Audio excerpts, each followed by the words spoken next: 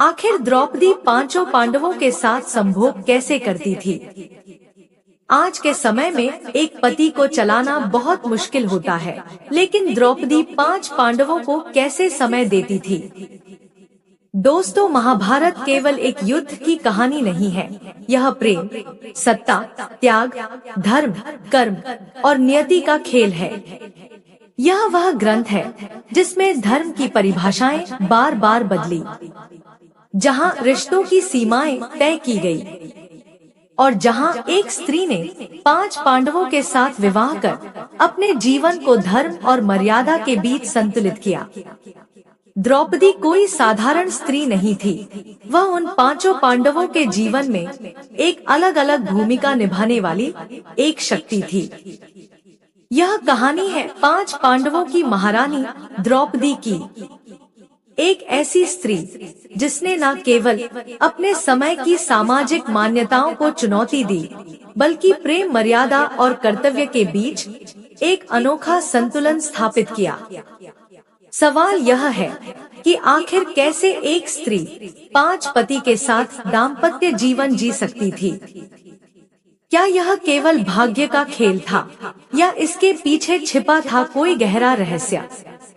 आइए इस कथा के पन्ने को पलटते हैं और उस युग की गहराइयों में उतरते हैं जहां नियति, कर्म और श्राप ने मिलकर एक अनूठी कहानी रची। लेकिन आगे बढ़ने से पहले आपको बता दें कि रामायण में स्पष्ट कहा गया है, कथा हो या सीख, अगर बीच में छोड़ दिया जाता है तो वह पाप की श्रेणी में आता है। इसलिए मैं आपकी दोस्त प्रीति आपसे विनम्र निवेदन करती हूँ कि इस कथा को अंत तक जरूर सुनें। द्रौपदी 5 पांडवों के साथ संबंध कैसे बनाती थी, इस रहस्य को मैं आपको एक कथा के माध्यम से बताऊंगी। कुरुक्षेत्र के एक गांव में धर्मपाल नाम का एक किसान रहता था। उनके 4 पुत्र थे। ये चारों पुत्र धीरे धीरे बड़े हो रहे थे। किसान धर्मपाल के 3 पुत्र अत्यंत बुद्धिमान थे, किंतु उनका सबसे छोटा पुत्र पहलवान भीमसेन कुछ मंद बुद्धि था। फिर भी उसमें एक अद्भुत विशेषता थी। उसकी बुद्धि भले ही कम थी, परंतु उसका शरीर अत्यंत बलशाली, तगड़ा और तंदुरुस्त था। किसान धर्मपाल के मन में विचार आया, मेरे 3 पुत्र तो बुद्धिमान हैं, वे अपना जीवन किसी न किसी प्रकार संभाल लेंगे, किंतु मेरा छोटा पुत्र पहलवान भीमसेन मंद बुद्धि है। उसकी जीविका की चिंता मुझे सताने लगी है। बहुत सोच विचार के पश्चात वे इस निष्कर्ष पर पहुँचे, क्यों न मैं अपने पुत्र को पहलवानी सिखाऊं। इसका शरीर तो पहलवानों जैसा ही है। बस फिर क्या, किसान धर्मपाल ने पहलवान भीमसेन को पहलवानी सिखाना प्रारंभ कर दिया। उसे उत्तम खुराक मिलने लगी। शीघ्र ही पहलवान भीमसेन अत्यंत ताकतवर हो गया। वह प्रतिदिन कसरत करता, दौड़ लगाता और पहलवानी के दाव पेंच सीखता। इस प्रकार समय बीतता गया। किसान धर्मपाल ने अपने 3 बड़े पुत्रों का विवाह कर दिया। विवाह के पश्चात तीनों पुत्रों की पत्नियां, जो अपनी बुद्धि और व्यवहार में चतुर थी, अपने छोटे देवर पहलवान भीमसेन से जलने लगी। वे मन ही मन सोचती, यह छोटा देवर कुछ काम धंधा तो करता नहीं, सारा दिन पहलवानी में व्यस्त रहता है और स्वादिष्ट भोजन खाता है। हम और हमारे पति दिन रात मेहनत करते हैं और यह बैठे बैठे मौज उड़ाता है। इस जलन के कारण तीनों बहुओं ने अलग होने का हाथ थाम लिया। जब बहुओं ने अलगाव की जिद पकड़ी तो किसान धर्मपाल ने सोचा, अब मुझे अपने छोटे पुत्र का विवाह कर देना चाहिए। यही विचार कर उन्होंने एक सुंदर कन्या रूपवती की खोज की।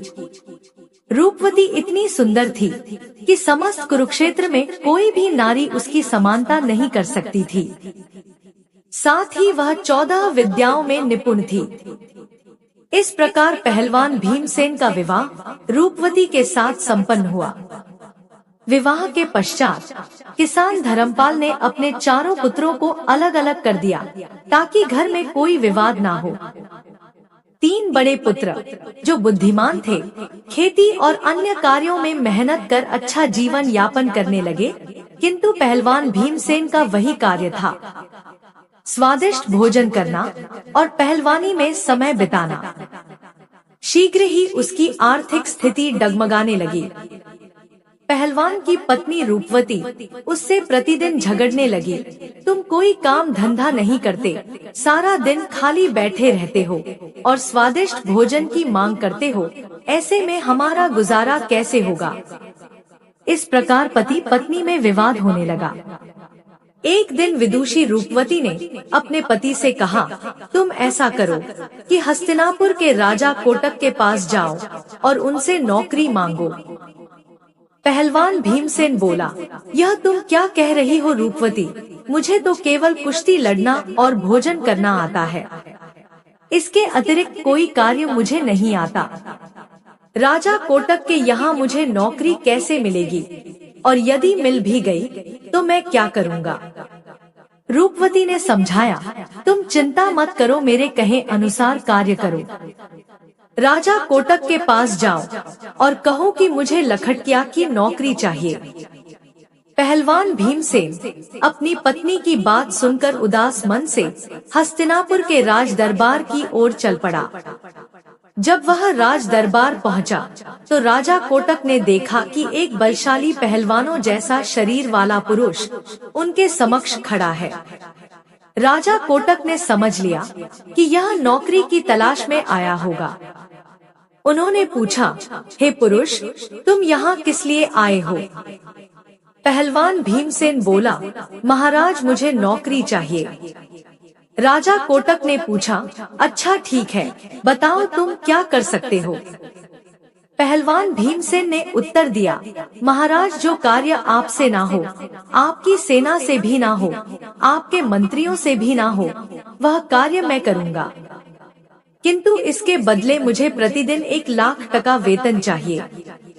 राजा कोटक ने सोचा, फिर अपने मंत्रियों से विचार विमर्श किया, क्या पहले कभी किसी राजा कोटक ने लखटकिया को नौकरी दी है। मंत्री विश्वदेव ने पुराने दस्तावेजों की जांच की और बताया, महाराज आपके पिता ने भी 1 लखटकिया को नौकरी दी थी। यह सुनकर राजा कोटक ने कहा, तो ठीक है, हम भी 1 लखटकिया रखते हैं।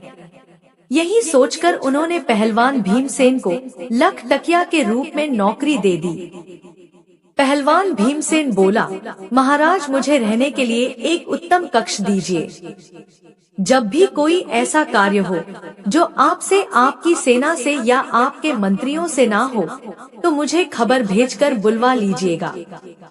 राजा कोटक ने उसे हस्तिनापुर के शाही बाग में एक सुंदर महल में रहने को दे दिया। उस महल में पहलवान भीमसेन आराम से रहने लगा। वह प्रतिदिन पहलवानी करता, बाग में घूमता और विश्राम करता। साथ ही उसे प्रतिदिन 1 लाख तक का वेतन मिलने लगा। कुछ समय यूं ही बीत गया। एक दिन राजा कोटक और उनके मंत्री विश्वदेव ने पहलवान भीमसेन से कहा, आज तुम हमें अपने गांव के घर ले चलो, हम देखना चाहते हैं कि तुम्हारा घर कैसा है। पहलवान भीमसेन राजा कोटक के आदेश को टाल ना सका। वह राजा कोटक और मंत्री विश्वदेव को अपने गांव ले गया। पहलवान की पत्नी रूपवती ने देखा कि राजा कोटक और मंत्री उनके घर पधारे हैं। उसने स्वादिष्ट भोजन तैयार किया और अपने हाथों से परोसा। रूपवती की सुंदरता देखकर राजा कोटक आश्चर्यचकित रह गए। उनकी रानी गांधारी भी रूपवती की सुंदरता के समक्ष फीकी पड़ती थी। भोजन के पश्चात राजा कोटक और मंत्री लौट आए। राजा कोटक ने मंत्री विश्वदेव से कहा, मंत्री इस पहलवान की पत्नी कितनी सुंदर है, हमारी रानी गांधारी भी इतनी सुंदर नहीं है, मैं उसे पाना चाहता हूँ। बताओ इसे अपनी पत्नी बनाने के लिए मुझे क्या करना होगा। मंत्री विश्वदेव ने कहा, महाराज यह आपका और उसका नसीब है, कोई सोना पाता है तो कोई मिट्टी भी नहीं। फिर दोनों ने मिलकर पहलवान की पत्नी रूपवती को हस्तिनापुर के महल में लाने का षड्यंत्र रच डाला। कुछ समय पश्चात राजा कोटक की माता राजमाता कुंती बीमार पड़ गई। बड़े बड़े वैद्यों ने उनका उपचार किया, किंतु कोई लाभ न हुआ। राजमाता के पेट और शरीर में दर्द बढ़ता गया। एक दिन मंत्री विश्वदेव ने एक वैद्य को बुलाया और उसे 50 स्वर्ण मुद्राएं देकर कहा, वैद्य जी, राजमाता का इलाज मेरे कहे अनुसार करना। ऐसी वस्तु मांगना जो कहीं उपलब्ध ना हो। वैद्य लालच में आ गया और बोला, ठीक है मंत्री जी, मैं वैसा ही करूँगा। वह राज दरबार में गया और राजमाता की नब्ज देखकर बोला, महाराज, आपकी माता को केवल एक वस्तु ठीक कर सकती है, चारहुल बिला। हिमालय के जंगलों में मिलने वाला यह दुर्लभ प्राणी है। इसका तेल निकालकर राजमाता के शरीर की मालिश करें तो वे शीघ्र स्वस्थ हो जाएंगी। राजा कोटक ने अपने सभासदों, मंत्रियों और सेनापति को बुलाया और पूछा, कोई योद्धा है जो चारहुल बिला को ला सके? सभी चुप रहे, क्योंकि किसी ने चारहुल बिला का नाम भी नहीं सुना था। मंत्री विश्वदेव ने कहा, महाराज, यह उचित अवसर है। वह पहलवान भीमसेन, जो 5 माह से केवल वेतन ले रहा है, उसे यह कार्य सौंपे। उसे आदेश दे कि 2 माह में चारहुल बिला लाएं, अन्यथा उसे फांसी दी जाए। राजा कोटक ने सोचा, यदि वह चारहुल बिला ले भी आता है तो राजमाता ठीक हो जाएगी, और नहीं भी ला पाता है तो उसकी पत्नी रूपवती हमारे लिए रह जाएगी। उनकी नीयत पहले से ही रूपवती पर थी। राजा कोटक ने 4 सिपाहियों को भेजकर पहलवान भीमसेन को दरबार में बुलवाया। उन्होंने कहा, है पहलवान, तुम बहुत समय से वेतन ले रहे हो पर कोई कार्य नहीं किया। अब एक आवश्यक कार्य है। हमें चारहुल बिला चाहिए जिनका तेल निकालकर राजमाता की मालिश करनी है। पहलवान भीमसेन सोच में पड़ गया। महाराज, यह चारहुल बिला क्या होता है? मुझे तो कुछ समझ नहीं आया। राजा कोटक बोले, हमें भी नहीं पता, किंतु तुम्हें इसे लाना है। तुम्हें 2 माह का समय देता हूँ। यदि तुम इसे ना ला पाए तो तुम्हें फांसी पर चढ़ा दिया जाएगा। पहलवान भीमसेन घबरा गया और अपने शाही बाग के महल में लौट आया। वह मंद बुद्धि था, सोचने लगा 2 माह का समय है, देखता हूँ शायद कहीं मिल जाए। 4 दिन यूं ही निकल गए। इधर राजा कोटक, मंत्री विश्वदेव और सेनापति कर्ण ने देखा कि पहलवान अभी तक चारहुल बिला लेने नहीं गया। राजा कोटक ने कहा, मैं स्वयं जाऊंगा और देखूंगा कि वह क्यों नहीं गया। राजा कोटक पहलवान के गांव पहुँचे। पहलवान भीमसेन ने यह बात अपनी पत्नी रूपवती से कभी नहीं बताई थी। रूपवती ने अपने आंगन में 100 हाथ गहरा कुआं खुदवाया था, जिसके ऊपर कच्चे सूत की खाट बिछाई थी। उस खाट पर मखमली बिस्तर सजाया गया था। जब राजा कोटक ने द्वार खटखटाया तो रूपवती ने दरवाजा खोला। राजा कोटक को देखकर वह बोली, महाराज, अभी मेरे पति भीमसेन घर पर नहीं है, कृपया बाहर प्रतीक्षा करें। मैं आपके लिए भोजन लाती हूँ। राजा कोटक बोले, नहीं, मैं बाहर क्या करूँगा, मैं अंदर चलता हूँ। फिर उन्होंने रूपवती से अनुचित बातें शुरू की। हे सुंदरी, लगता है पहलवान तुम्हें अच्छे से नहीं रखता। यदि तुम मेरी रानी होती तो तुम्हारा जीवन कितना सुखमय होता। रूपवती उनकी नीयत समझ गई। उसने चतुराई से कहा, महाराज, आप ठीक कहते हैं, भीमसेन मेरे योग्य नहीं है। आज से मैं आपके साथ रहूंगी। उसने राजा कोटक को अंदर बुलाया और कच्चे सूत की खाट पर बैठने को कहा। जैसे ही राजा कोटक खाट पर बैठे, वह टूट गई और राजा कोटक कुएं में गिर पड़े। राजा कोटक सोचने लगे, यह क्या हो गया, मैं तो फंस गया। उधर पहलवान भीमसेन बाग में आराम कर रहा था।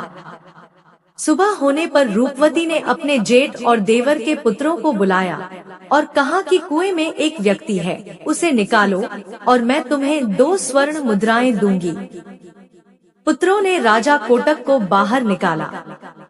रूपवती ने आदेश दिया, इसे बांधो और 7 कोड़े लगाओ, फिर इसे वापस कुएं में डाल दो। साथ ही उसने एक मटके में पानी और 2 रोटियां कुएं में रखवाए।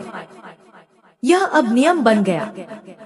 रोजाना राजा कोटक को कुएं से निकाला जाता, कोड़े लगाए जाते और वापस कुएं में डाल दिया जाता। 4 दिन तक यही हुआ। जब राजा कोटक दरबार में नहीं लौटे तो मंत्री विश्वदेव ने सोचा, महाराज को क्या हुआ, मुझे देखना चाहिए। मंत्री विश्वदेव रात में रूपवती के घर पहुँचे। रूपवती ने उनकी नीयत भी समझ ली। उसने वही चतुराई दिखाई और मंत्री को भी उसी कच्चे सूत की खाट पर बैठाया। खाट टूटी और मंत्री कुएं में गिरकर राजा कोटक के ऊपर जा पड़ा। राजा कोटक बोले, मंत्री तुम यहाँ कैसे?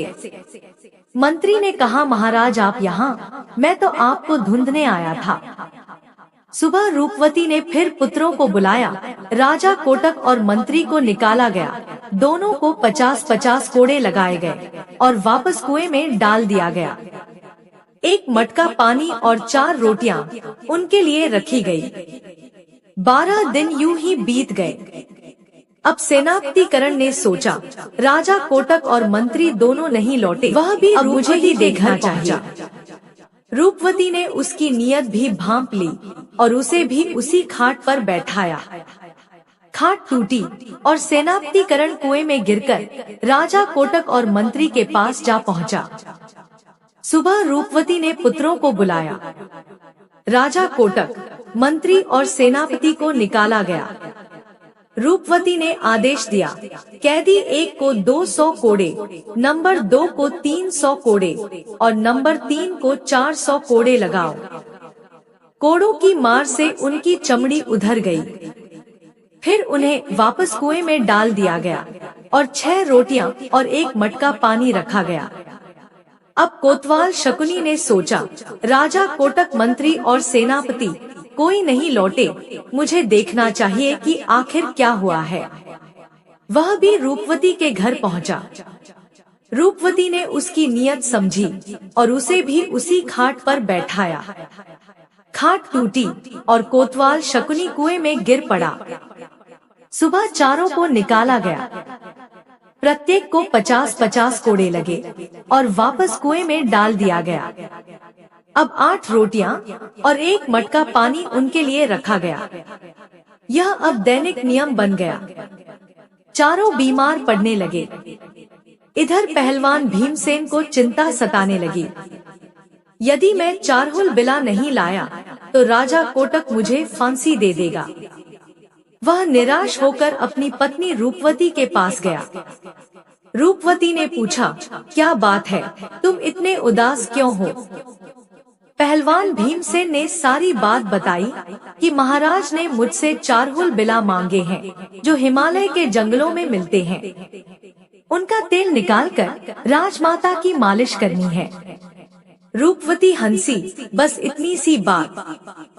मैं तो घबरा गई थी। हमारे जंगलों में तो चारहुल बिला बहुत है। मैं अपने बालकों से उन्हें पकड़वा दूंगी। तुम 4-5 दिन के लिए अपने ससुराल चले जाओ। पहलवान भीमसेन ससुराल चला गया। इधर रूपवती ने अपने जेठ और देवर के पुत्रों को बुलाया और कहा, विभिन्न पक्षियों के पंख इकट्ठा करो और एक कक्ष में भर दो। 2 दिन में कक्ष पंखों से भर गया। फिर उसने कहा, 2 क्विंटल तारकोल लाओ। तारकोल को गर्म करके ठंडा किया गया और एक बड़ी कड़ाही में रखा गया। तीसरे दिन रूपवती ने कुएं में रस्सी डाली और राजा कोटक को निकाला गया। रूपवती ने डंडा दिखाकर कहा, इस कड़ाही में स्नान करो वरना मार पड़ेगी। राजा कोटक डरकर तारकोल में नहाए। फिर उसे पंखों से भरे कक्ष में लिटाया गया। पंख उनके शरीर पर चिपक गए। उन्हें लोहे के खूंटे से बांध दिया गया। इसी प्रकार मंत्री विश्वदेव, सेनापति करण और कोतवाल शकुनी को भी तारकोल में नहलाया गया और पंखों से सजाकर खूंटे से बांध दिया गया। 4 दिन बाद पहलवान भीमसेन ससुराल से लौटा और बोला, रूपवती, चारहुल बिला कहाँ है? समय पूरा होने वाला है, जल्दी मुझे चारहुल बिला चाहिए, वरना राजा कोटक मुझे फांसी दे देगा।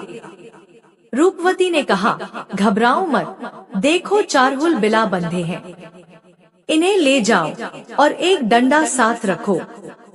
यदि कोई उत्पात करे तो डंडे से पीट देना। पहलवान भीमसेन ने देखा 4 विचित्र प्राणी जिनके शरीर काले थे और रंग बिरंगे पंख लगे थे। वह प्रसन्न हुआ और उन्हें डंडा के डराते हुए दरबार की ओर ले चला। राजा कोटक, मंत्री, सेनापति और कोतवाल सोचने लगे, यह पहलवान हमें मार सकता है, चुपचाप चलना ही ठीक है। रात होने पर पहलवान ने उन्हें एक कोठरी में बंद कर दिया और सो गया। रात में राजा कोटक ने कहा, इस कोठरी से एक गुप्त सुरंग मेरे महल तक जाती है। उन्होंने पत्थर हटाया और सुरंग से भागकर अपने महल पहुंच गए। रानी गांधारी ने उनका विचित्र रूप देखा और चीख पड़ी। सैनिकों ने राजा कोटक की पिटाई कर दी। रानी ने अंततः उन्हें पहचाना और मिट्टी का तेल मंगवाकर स्नान कराया। कोलतार हटा, किंतु कोड़ों के निशान दिख रहे थे। राजा कोटक रात को सो गए और सुबह दरबार में पहुँचे। सुबह पहलवान भीमसेन ने कोठरी खोली तो देखा कि एक चारहुल बिला गायब था। उसने बजाय तीनों को डंडे से पीटते हुए पूछा कि चौथा कहाँ है? तीनों बोले, हमें मत मारो। यदि राजा कोटक पूछे कि चौथा कहाँ है तो तुम सिर्फ इतना कह देना कि राजा, मुझे सब पता है। ज्यादा आप बोलेंगे तो मैं आपकी पोल खोल दूंगा। पहलवान ने ऐसा ही किया। वह भीमसेन तीनों को लेकर दरबार पहुंचा। दरबारियों ने चारहुल बिला देखकर हंसी छेड़ दी। राजा कोटक ने कहा, पहलवान, मैंने चारहुल बिला मांगे थे, यह तो 3 ही है, एक कहाँ है? अब मैं तुम्हें फांसी पर चढ़ा दूंगा। पहलवान भीमसेन वही बोला जो मंत्री ने उससे कहा था, महाराज, अगर आप ज्यादा बोलेंगे तो मैं आपकी सारी पोल खोल दूंगा। राजा कोटक को लगा कि उसे सब पता है। डर के मारे उन्होंने तीनों को चुपके से घर भेज दिया और कहा, मिट्टी के तेल से स्नान कर साफ हो जाओ। मंत्री विश्वदेव, सेनापति करण और कोतवाल शकुनी ने स्नान किया और अपने रूप में लौटे।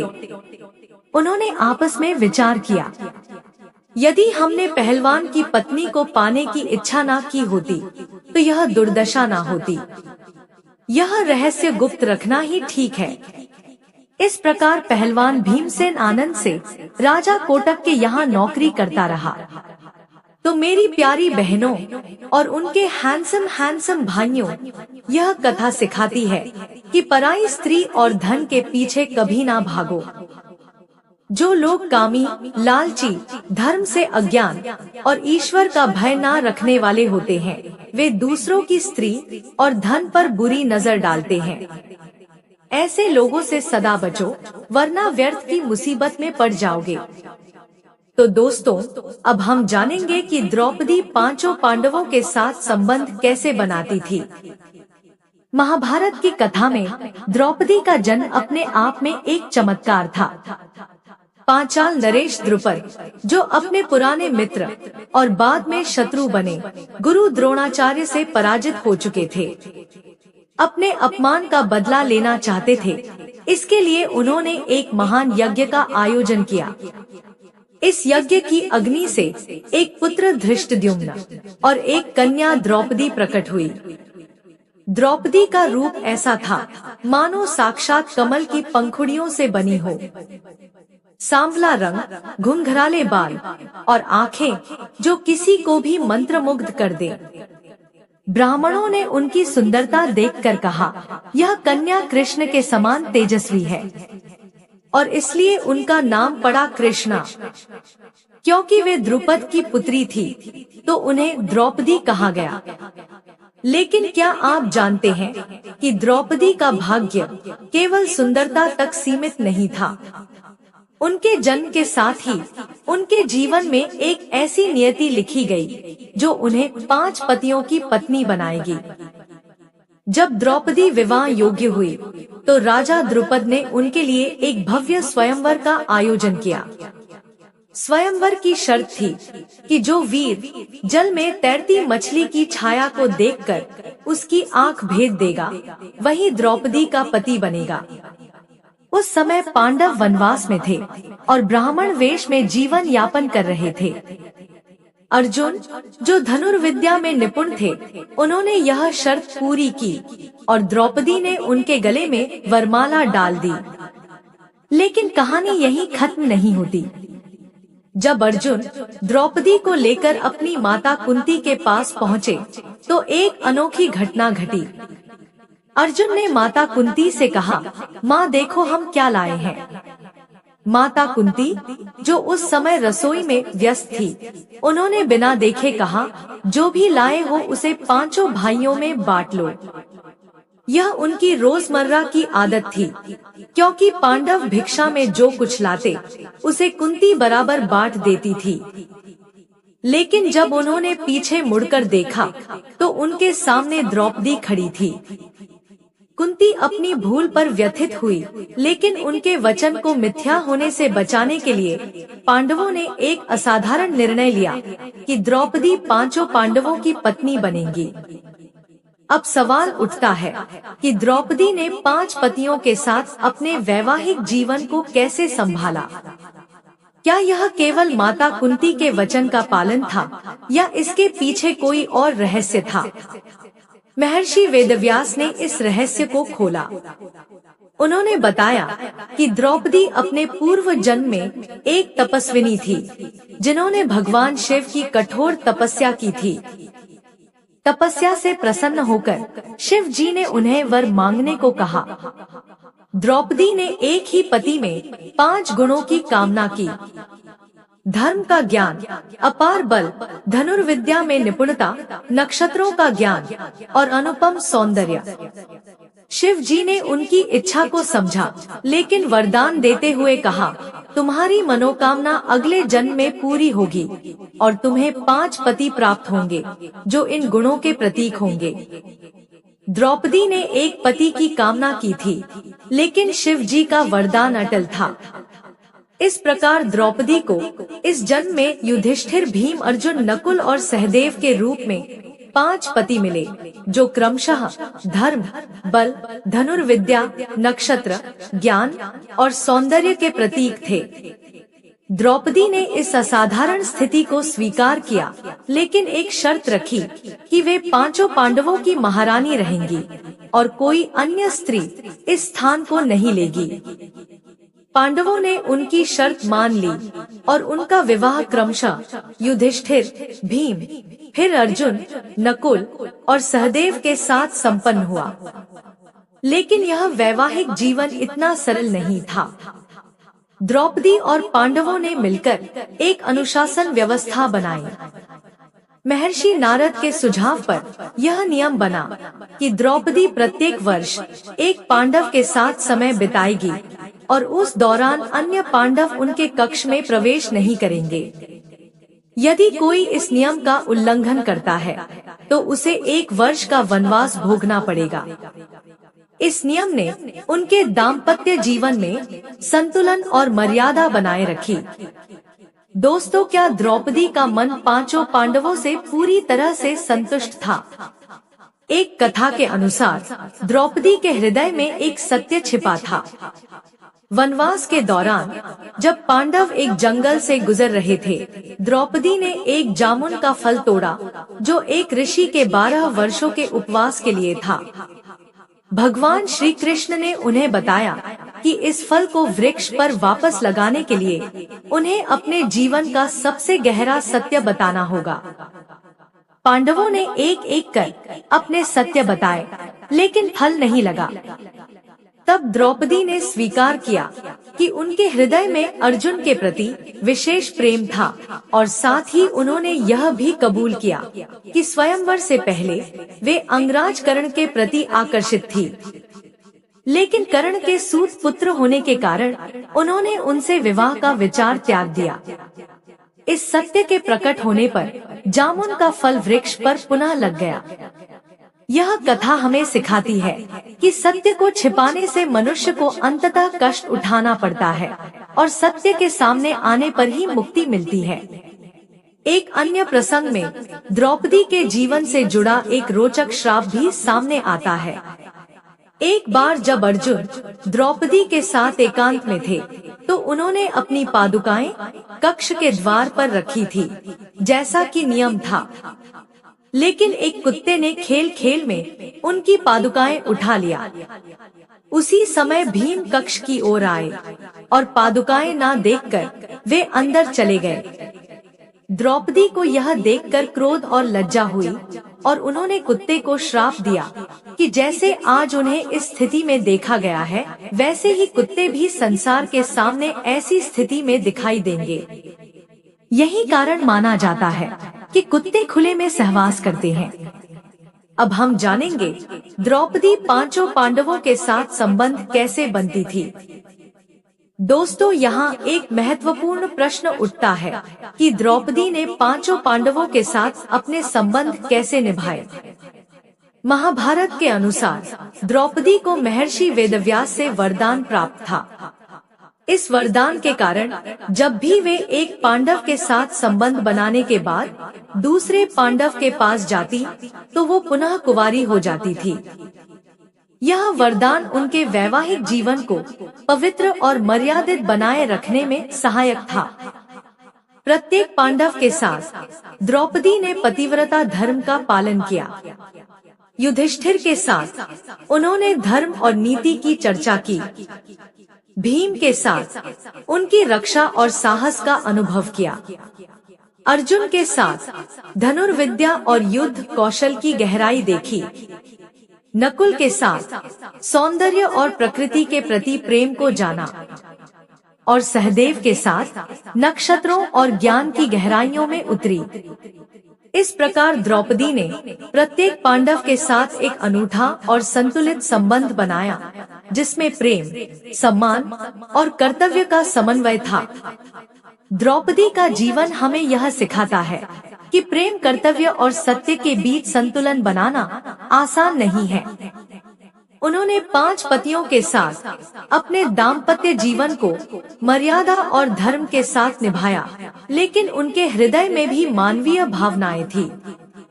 स्वर्ग यात्रा के दौरान जब द्रौपदी खाई में गिर पड़ी और उनका देहांत हो गया, तो युधिष्ठिर ने बताया कि अर्जुन के प्रति उनके विशेष प्रेम ने उनके मन में एक असंतुलन पैदा किया, जो उनके स्वर्ग न पहुंचने का कारण बना।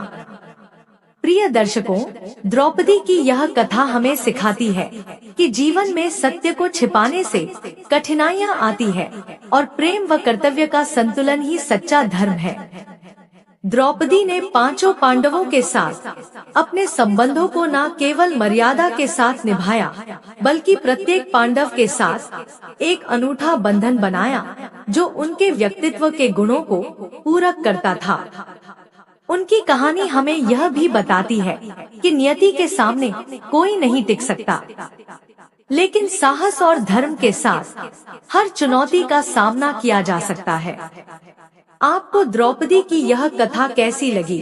अपने विचार हमें कमेंट बॉक्स में जरूर बताएं। और अगर आप भगवान श्री कृष्ण जी के सच्चे भक्त हैं, तो कमेंट बॉक्स में सच्ची श्रद्धा से जय श्री कृष्ण अवश्य लिख दीजिएगा। और आपके अपने YouTube चैनल कहानी वाले आवाज को सब्सक्राइब करना मत भूलिएगा। यहाँ तक वीडियो देखने के लिए मैं आपकी दोस्त प्रीति आपका तहे दिल से धन्यवाद करती हूँ।